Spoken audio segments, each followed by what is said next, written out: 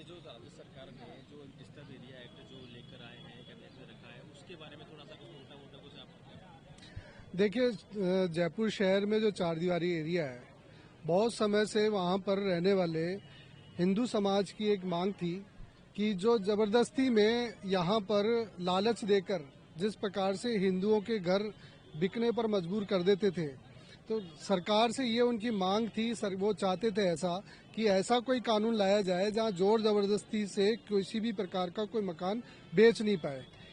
राजस्थान सरकार ने इस प्रकार की जो मांग थी उस पर अपना जांच की और ये पाया कि जहाँ डिस्टर्ब एरिया है, अशांत एरिया है, जहाँ दंगे फसाद होते हैं, जहाँ लड़ाई झगड़े होते हैं, इस प्रकार के अशांत एरिया में एक डिस्टर्ब एरिया एक्ट वो लेकर आए हैं, जिसके अंतर्गत यदि अब कोई व्यक्ति जबरन मकान बेचना चाहेगा या लालच में मकान किसी का खरीदना चाहेगा तो वो नहीं बेच पाएगा। उसके लिए आस पड़ोस के लोगों की सहमति आवश्यक होगी। इवन यदि कोई दूसरे समुदाय का व्यक्ति वहां पर किराएदार भी रहना चाहेगा तो उसके लिए भी आस पड़ोस के लोगों की सहमति आवश्यक होगी।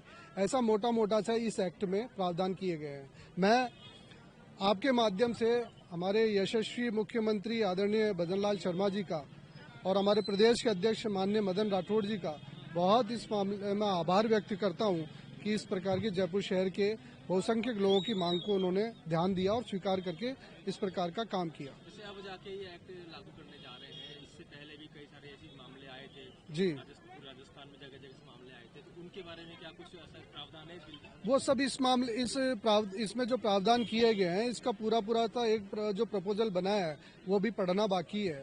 जब वो सामने आएगा, सरकार से जब नीचे आएगा तो उसको पढ़कर फिर उसका पूरा जवाब दे पाएंगे। लेकिन मोटा मोटा सा जो डिस्टर्ब एरिया रहते थे, जहाँ सामाजिक समरसता बिगड़ रही थी, जहाँ सामाजिक ताना बाना बिगड़ रहा था, वो सब इस एक्ट के माध्यम से ठीक हो पाएगा। अब क्या लगने लगा है कि कुछ ना कुछ इसका मतलब प्रॉफिट मिलेगा कहीं ना कहीं जो हिंदू समाज को या ऐसे कोई? इससे सभी समाज को फायदा है। जो सामाजिक सौहार्द जयपुर शहर का बना हुआ था, जो गंगा जमुना जो हमारी संस्कृति थी, वो संस्कृति को जीवित करता हुआ ये एक्ट है। अब समाज के सारे लोग मिलजुल कर रहने लगेंगे। एक विशेष समाज का जो आधिपत्य जयपुर शहर की चारदीवारी में बढ़ता जा रहा था, उससे जो डेमोक्रेसी बिगड़ रही थी, वो डेमोक्रेसी भी इस मामले में ठीक हो पाएगी। अन्यथा क्या हो रहा था कि एक समुदाय के लोग पूरे चारदीवारी के अंदर रह गए तो डेमोक्रेसी सारी बिगड़ गई। वहाँ जो सामाजिक सौहार्द था, वहाँ जो ताना बाना था, वो सब बिगड़ रहा था।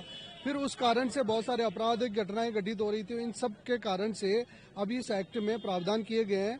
इस एक्ट के माध्यम से उन सबको ठीक करने का मामला बनेगा। इस एक्ट को लेकर आप बहुत इसमें मतलब कोशिश कर रहे थे, तो जब ये एक्ट लागू होने जा रहा है तो आपको कैसा लग रहा है? देखिए, इस मामले में हमने दिया कुमारी जी से हमने भेंट की, हमने दीदी मंत्री से भेंट की, हमने आदरणीय घनश्याम तिवारी से भेंट की और उनको ज्ञापन भी दिया किस प्रकार का जयपुर शहर में मामला बनता है, आप लोग इसमें कुछ करना चाहिए। उन्होंने पूरा इसमें ध्यान दिया, सारे कानून की उन्होंने पढ़ाई की, सारे कानून को देखा।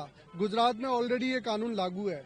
उस गुजरात के कानून में यदि कोई खामियां वहाँ के क्षेत्र के हिसाब से वहाँ का कानून है और यहाँ के क्षेत्र के हिसाब से यहाँ वो कैसे फिट बैठ सकता है, तो उस कानून में कोई सुधार करना था, वो उसमें सुधार करके इस एक्ट को लागू किया है। देखिए, जैसे कि राजस्थान के अंदर जयपुर जो जिला है, इस जिले के एक सामाजिक सौहार्द था जो बिगड़ा जा रहा था। एक किस प्रकार से बिगाड़ने का काम हो रहा था, कुछ पैसों के लालचों में हो रहा था कि कुछ ज्यादा पैसे मकान बेचने के लिए एक समुदाय देता था और उससे वो मकान बिक जाता था।